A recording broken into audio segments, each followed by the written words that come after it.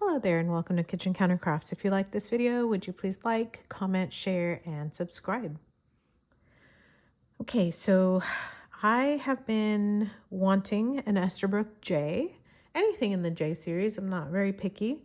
My husband actually ended up with a Esterbrook J in this beautiful gray color about a year ago, I want to say.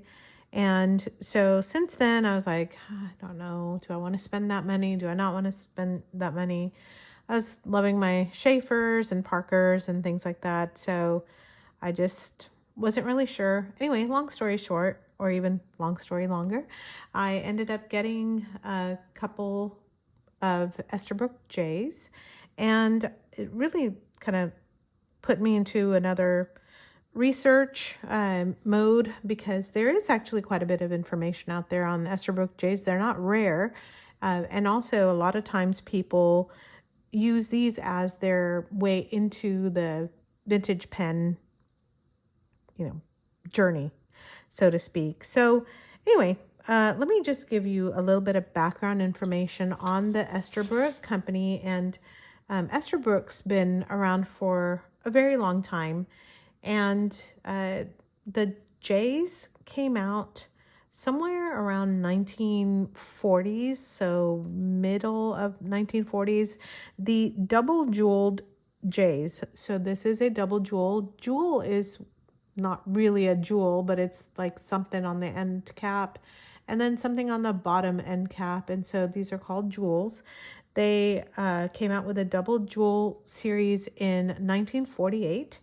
And they went into kind of the 1950s, mostly early 1950s. And the J's were in 6 colors. So there is the gray, the red. Let me grab this one too. And I also have the blue. So they were also in black, green, and then a copper. That's really a pretty copper. So this is called the pearl gray, and it's very, I think it's kind of stunning in the way that it looks, and I'll show it to you up close. Actually, why wait? Let me just show you what it looks like up close now. So there's the two, and you'll notice that one of them is kind of thicker looking than the other one, and you would be right. This is the J, this is the LJ. And the difference, I don't know what the L stands for. I don't even know what the J stands for. I tried looking that up and I could not find that anywhere. So if you know what the J stands for, maybe junior, I'm guessing, because a lot of students use this.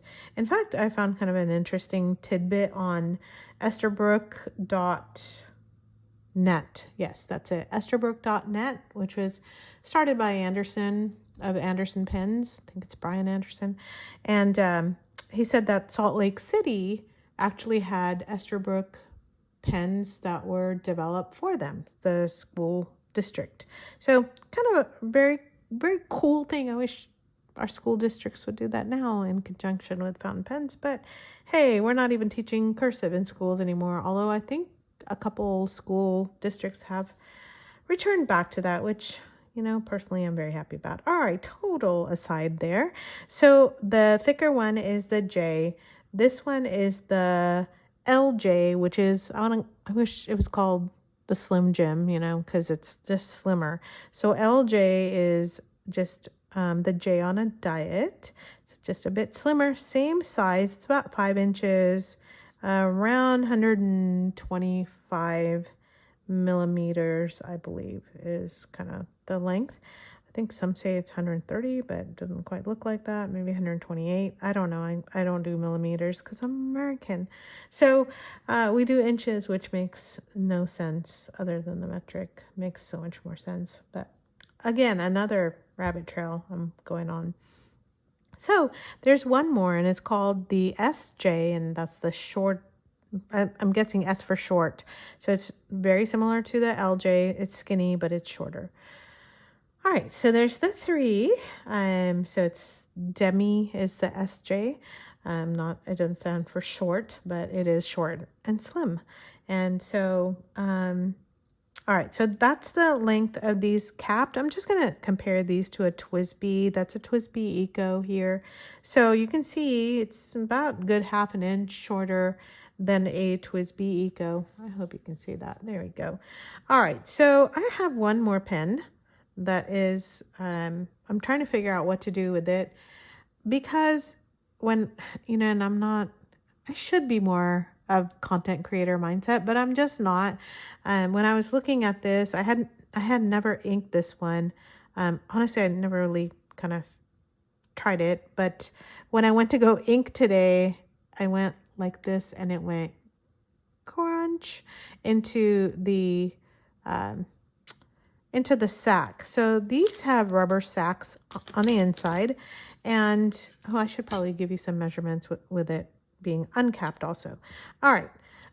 So anyway, I'm just trying to figure out what to do with this. Do I try to repair it? I don't know. I heard that they're very easy to repair and that if you're thinking about vintage pen repair, this would be a good one to start off with, but I'm a little scared. So yeah, there's that. All right, so this is not a J. That is not an LJ. It is not an SJ. It is actually a TJ, or a JT, I should say. It's a J transitional, and that has a jewel on the top and nothing on the bottom. In fact, when I bought it, I was like, oh no, this fell off, but look, it's totally flat. There was no jewel on the bottom. And this was actually the first pen that transitioned into the J series. So before the J series, they had what was called the, I'm going to get this wrong.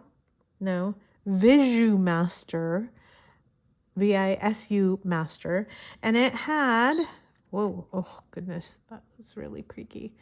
On here, it had like a little tiny window up here. This is not a VisuMaster. It does not have a window. This is a transitional J. So that's what they use to kind of get into the J series. So anyway, I just was going to show you, you can actually unscrew these nib units out. This one has a bunch of ink that keeps coming out. Oh, and now that this is here, I can just see a little piece of the sack that came out too, the one that I crunched. So the rubber sack, oh boy, that's quite a bit of rubber sack in there. All right, there, that's what I crunched up. So you can see that it literally crumbled in there. So anyway, long story short, this needs to be repaired. And I don't know if I'm gonna try my hand at it or not. I'm just gonna do this, and I don't want to break the nib. So I think I'm going to just set this aside for now. All right, well, there's that. I know that probably kind of freaked you out, like, oh no, now you have to have a sack repair. Well, don't worry about that. It's a rubbery sack that just goes inside, and it takes a good fountain pen repair person. So if you're going to a pen show, take it to a repair person, and they can do it in minutes. So, and it doesn't cost hardly anything. And then your pen will be good to go, to be able to be used forever and ever. All right. So what I'm going to do is, I think I'm going to do a separate video on, no, well, I might as well just do it now. No, I'll do a separate video on what makes all of these different. I have to just talk all this out. So for now, I'm going to just set this aside, and I'm going to ink this one up. This pen has a, I didn't even cover the nib. Can you see it? There we go. And this one has a, what is this nib? 9556. And that is a fine firm. So I'm going to do another video because this one from my husband has a flex nib on it. So stay tuned, because I think that would be very interesting. It was interesting to me to see the difference between those pens and the way they write. Although I have not seen how this firm one writes, but I have tried a bunch of different Um, Esterbrook's at pen shows. Okay. So this is a lever fill. Just way out here. You know what would be helpful? There we go. So this is a lever fill. It has a lever on here. The lever is literally like this. It has a little U shape on the inside that pushes on the sack on the inside. That's what I'm trying to say. And I'm going to just show you this, what happens inside the ink bottle, so that you can tell. So if you put that here, there's nothing in here. And if I go like this, you're going to see some bubbles, hopefully. If I can zoom in and get my hand out of the way. There we go. Ready? Oh. All right, so that means that the sack is good, and I'm going to just let that grab a little bit of water there. And if you're going to know, like, okay, how do you know what's in there? Well, you just fill it up with water, and then you go. That's quite a bit of ink that can rest in there. Okay, so that's it. It's not magical at all. I don't know how many people I have met who are like scared to death of the lever fill pen, and I'm like, just, it's one of the easiest things to ever do. So all you want to do is make sure that your nib is submerged in, and the nice thing is that these are skinny enough to get inside the Diamine bottle, these little 30 ml bottles. So I'm gonna go like this. You can just hear that, and you don't have to do it fast. I just gonna let it sit in here for a second while I grab my paper towel. Literally, that's it. It's very fast. Now, the only downside to a bottle like that is the mess that it makes. Okay, there we go. And a little bit more. There we go. And I'll do a writing sample of the Firm Fine. Okay. Stay tuned for that other video because I'm excited to show you the differences. I'll put that out. Probably be out right after this one.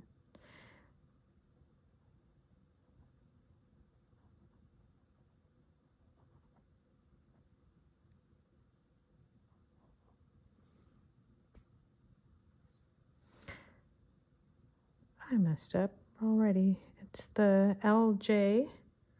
And what did I say the nib was? Golly, forgetting. Number 9556, which is a Firm Fine, or F Firm. I love a good fine nib, so this is pretty exciting for me to have that.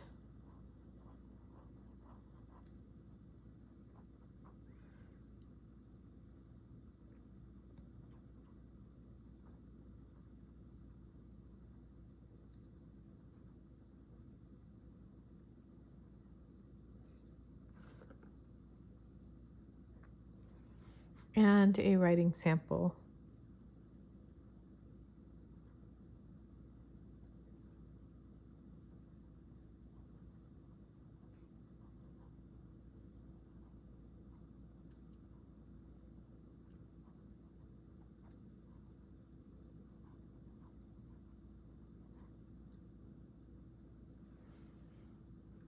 Which you couldn't even see half of it. Okay, well, there it is. And so initial thoughts of writing with this pen is that it's actually very comfortable. The grip and the size of it, everything is just wonderful. It wrote right away, which you have to think about this. This is a pen from the 1940s. We are coming up on what, good 85 years, maybe 80 years of age.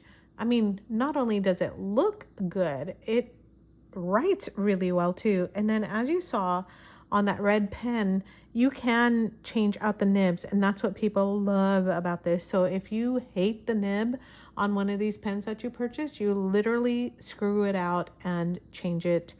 The nibs are readily available. You can find them on, I don't know, like Reddit, Fountain Pen Network. People are willing to swap out their nibs. They hate one, you might love it.